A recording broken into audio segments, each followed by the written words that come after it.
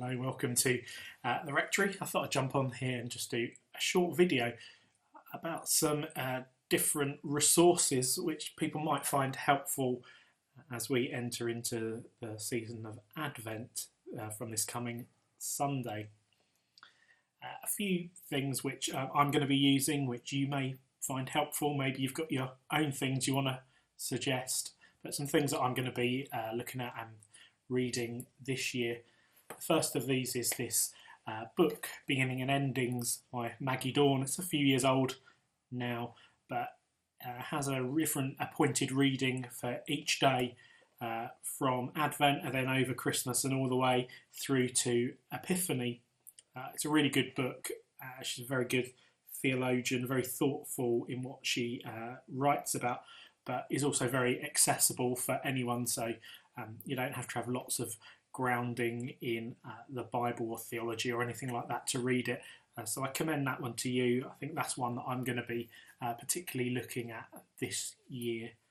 So Beginnings and Endings by Maggie Dawn, daily Bible readings from Advent to Epiphany. So you might like to have a look at that. I think it's fairly easily available from all the kind of online book sellers that you may already use. The second one, which is more of a family resource, is called The Advent Calendar by Stephen Croft. And this is one that I've been reading every year for a number of years now.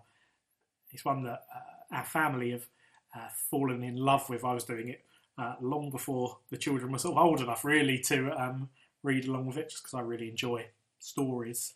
And it's a really wonderful story of Advent and Christmas reimagined in a really interesting way.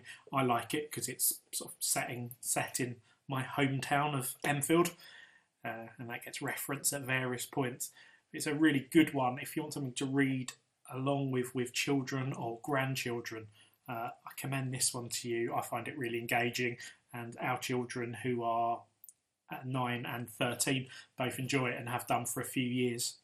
It's also available on audiobook, which we discovered last year, which was really helpful for us on school runs or over the dinner table to have that on and listen to it. Again, just a short passage for each day, and a really interesting creative exploration of the Christmas story. So The Advent Calendar by Stephen Croft. Again, if you just want something quite short and meditative, I've mentioned this before, but the Pray As You Go website or app on your phone simply gives a 10 or 12 minute time of stillness and reflection, a reading, some guided thoughts and some music. This is something I often use if I'm struggling to engage or to read or to do something and I just need some stillness. I often light a candle and just simply click on this and allow the words and the images and the music to help me to contemplate and to pray. So you can see at the top of the screen the website address. It's also an app as well, and it's all free.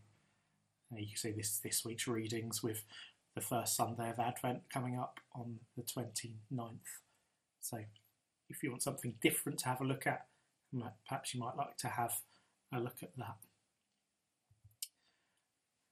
And finally, a plug for our Christingle service coming up this Sunday, on the first Sunday of Advent.